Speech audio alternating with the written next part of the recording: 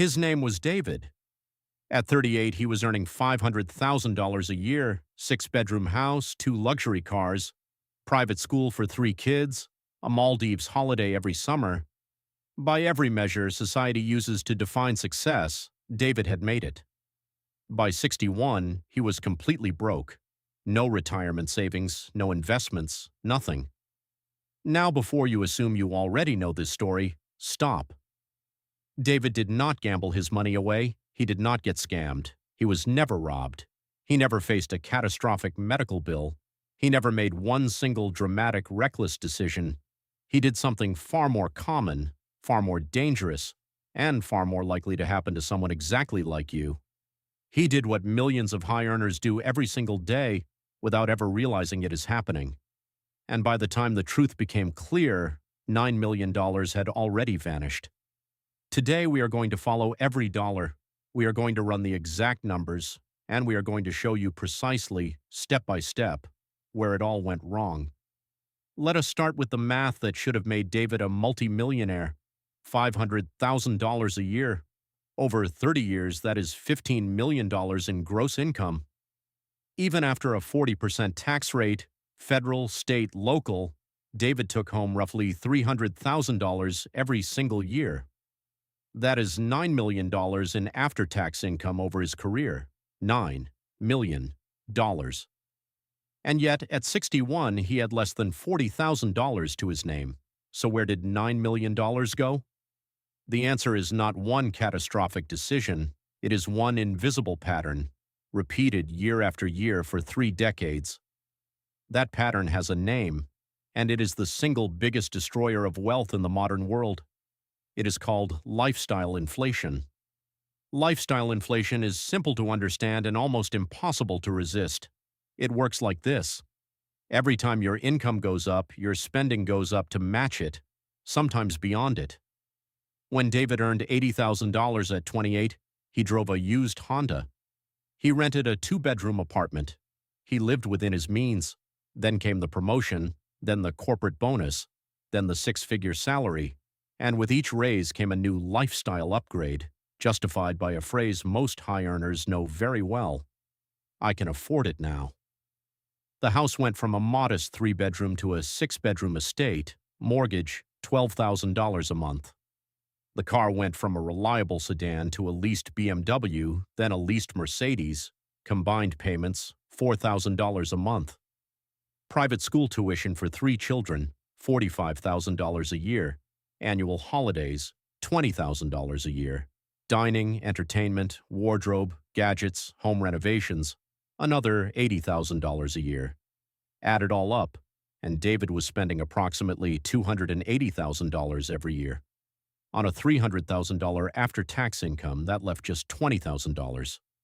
$20,000 on a $500,000 salary. And in many years, with surprise expenses, school fees, and lifestyle creep, he spent every single dollar he made. Now here is where it gets painful, because it is not just what David spent, it is what he never invested in. Let us meet someone with the exact same salary, same tax rate, same starting age. We will call her Linda. Linda earned $500,000 a year. She also liked nice things, but Linda had one rule. She saved and invested 20% of her after-tax income every year, without exception. That is $60,000 invested per year, invested at an average market return of 8% per year. After 10 years, Linda's portfolio had crossed $1 million. After 20 years, $2.8 million. After 30 years, Linda's investments were worth $6.7 million. $6.7 million versus $38,000. Same salary, same years, same tax rate. The only difference was one decision made consistently, and here is the part that makes compound interest so brutal to miss. The majority of Linda's wealth, over $4 million of it, was not money she earned. It was her money earned, interest on interest, growth on growth. David did not just miss out on the returns, he missed out on the compounding of those returns, and that gap widens every single year you wait. But here's the honest question.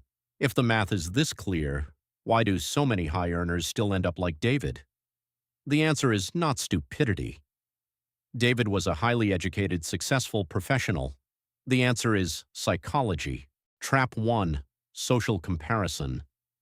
When David's colleagues drove luxury cars, he drove one too. When his neighbors renovated, he renovated.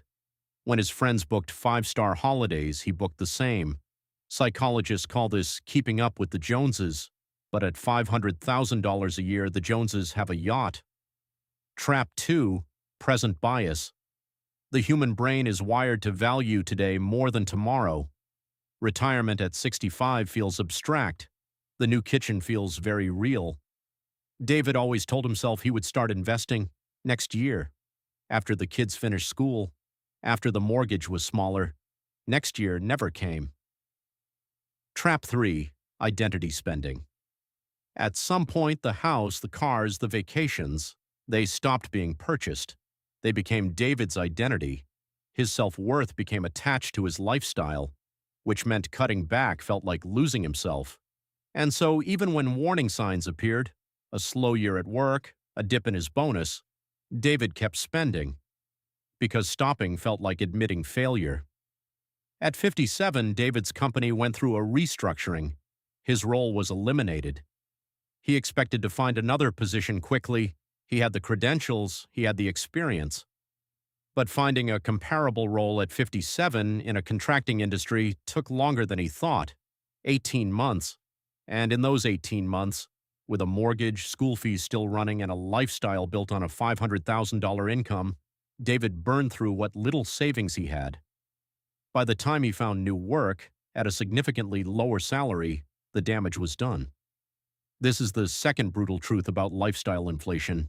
It does not just cost you wealth when things go well, it makes you catastrophically vulnerable when things go wrong. David had no buffer, no invested assets to draw from, no financial foundation, because every dollar he earned had already been spoken for. Let us lay the full picture side by side. Both earned $500,000 a year for 30 years. David saved an average of 2% of his income. Linda saved 20%. David's net worth is $38,000. Linda's net worth is $6.7 million. David's monthly retirement income is $65, assuming he converts all savings, approximately $200 a month. Linda's monthly retirement income is $65, drawing 4% annually from her portfolio, $22,000 a month. Same income, 30-year gap. The difference is not talent, it is not luck, it is not even discipline in the dramatic willpower sense of the word. It is one compounding habit applied consistently over time. We started this video with David sitting alone at that table, no savings, no plan, no way back. Not because he was careless, not because he was uneducated, not because he did not work hard enough, but because nobody ever showed him the math before the damage was done. Linda lives 3 streets away. Same salary, same years, same tax rate, $6.7 million in the bank, $22,000 a month in retirement income for the rest of her life. The only difference between David and Linda is not talent. It is not luck. It is not even willpower in any dramatic sense.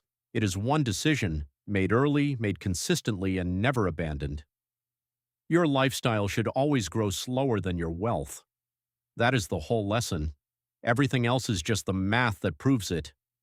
Every week on this channel, we run the real numbers on the financial decisions most people make on instinct, so you can see exactly where the paths diverge before you reach the fork. If this video made you see money differently, share it with one person who needs to hear David's story before it becomes their own, and subscribe to this channel. Because next week we are running the numbers on the new car versus used car decision, and the gap over 30 years will genuinely surprise you. We will see you then.